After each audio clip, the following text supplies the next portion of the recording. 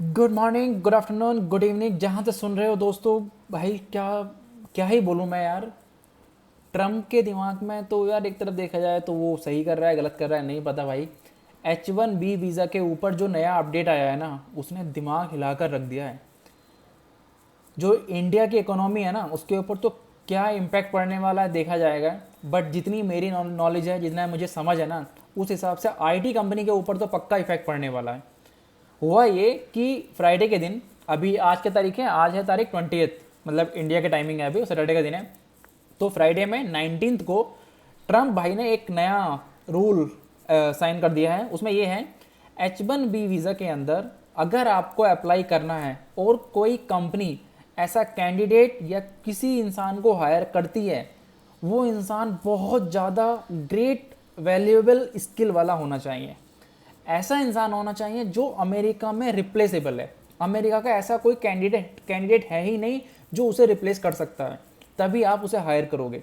अगर आप उस बंदे को हायर करते हो तो आपको $100,000 कम, जो कंपनी उसको हायर कर रही है वो गवर्नमेंट को पे करेगी। मतलब कहने का ये है, इंडिया के हिसाब से $1,00,000 पे करने पड़ेंगे कंपनी को, गवर्नमेंट को, यूएस की गवर्नमेंट को, अगर उसे उस बंदे को हायर करना है तो। और वो कहीं का भी हो सकता है, इंडिया का है, बाहर का है। बेसिकली अगर फॉरेनर कैंडिडेट को हायर करना है तो कंपनी को $100,000 पे करने होंगे यूएस की गवर्नमेंट को। उसके बाद उस कंपनी को उसको पे करना होगा, मतलब कि एम्प्लॉय को जो वो रखेगी।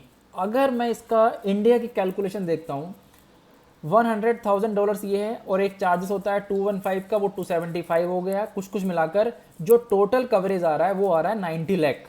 इसके ऊपर टैक्स वगैरह लगाओगे तो मोटा मोटा जो आइडिया है, एग्जैक्ट नहीं पता, बट 1 करोड़ रुपीज़ के आसपास का टोटल अमाउंट बैठेगा। तो मतलब अगर माइक्रोसॉफ्ट को मुझे हायर करना है और वो मुझे वहाँ बुला रही है H1B वीज़ा स्पॉन्सर करने के बाद, तो उनको इंडियन रुपीज़ के हिसाब से वो लगभग 90 लाख और 95 लाख रुपीज़ यूएस गवर्नमेंट को देने पड़ेंगे। उसके बाद वो मुझे पे करेंगे। और ये अगर कंपनी सेटिस्फाइड है गवर्नमेंट को पे करने के लिए तो गवर्नमेंट को कोई इशू नहीं है।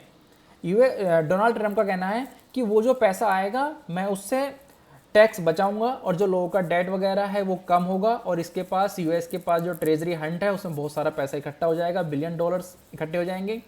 प्लस इसमें एक पॉइंट और है, ये जो $100,000 का है ना, ये पर ईयर की मेंबरशिप है काइंड ऑफ।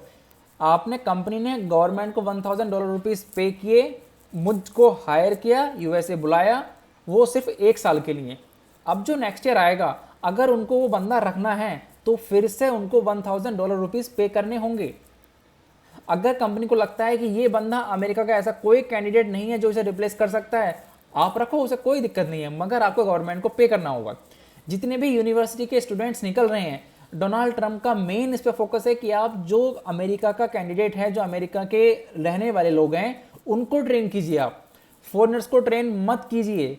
जो भी उनकी यूनिवर्सिटी से पढ़कर आ रहे हैं आप उनको ट्रेन कीजिए, उनको जॉब दीजिए। जो अमेरिका के लैंड्स पर रह रहे हैं, जिनके पास ग्रीन कार्ड है, जो वहाँ लोग रह रहे हैं, उनको जॉब दीजिए, बाहर वालों को जॉब मत दीजिए। वो अगर दे रहे हो तो भाई ये वाली सारी कंडीशन फॉलो करनी होंगी। और इसमें एक पॉइंट इसने ये पूछा था यार किसी ने, कि जो लोग ऑलरेडी वहाँ रह रहे हैं उनका क्या होगा। उनके केस में ये है कि जब भी उनका वीज़ा रिन्यू होगा, अगर कंपनी को पे करना पड़ेगा। अगर कंपनी वो खुश है, कोई उसे रिप्लेसेबल कैंडिडेट नहीं मिल रहा है, तो वो पे करेगा $1,000 पर ईयर के हिसाब से और उसे कंटिन्यू कर रख सकता है। अदरवाइज उनके लिए बेस्ट है कि उन्हें अपने घर भेज दीजिए और अमेरिका का जो कैंडिडेट है उसे आप हायर कीजिए। भाई ये पूरा एक मैं आर्टिकल पढ़ रहा था और न्यूज़ पे तो बहुत छा रहा है, तो मैंने द हिंदू का भी तुरंत न्यूज़पेपर पढ़ा, उसकी मैंने वीडियो पढ़ी। बहुत शानदार है यार। किस रेस्पेक्ट में यूएस गवर्नमेंट अपने जो उनके रेजिडेंट्स वाले लोग हैं उनके बारे में सोच रही है और उनके बारे में जॉब दे रही है, इस वे में सही है। चलो ठीक है, मान लिया सही है।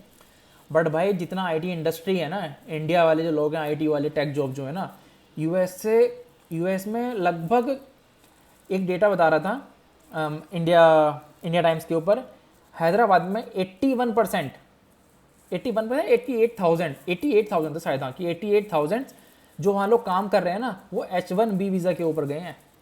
तो भाई सोचो कि कितना ज़्यादा इकोनॉमी डाउन होने वाली है इंडिया की, या क्या इम्पैक्ट पड़ेगा। ज़्यादा आइडिया नहीं है, इकोनॉमिस्ट मैं भी नहीं हूँ भाई। जो मैंने पढ़ा वो मैंने शेयर कर दिया। अच्छा लगा हो शेयर कर देना, मगर ये बहुत ही काम वाली न्यूज़ है। थैंक यू सो मच दोस्तों, बाय।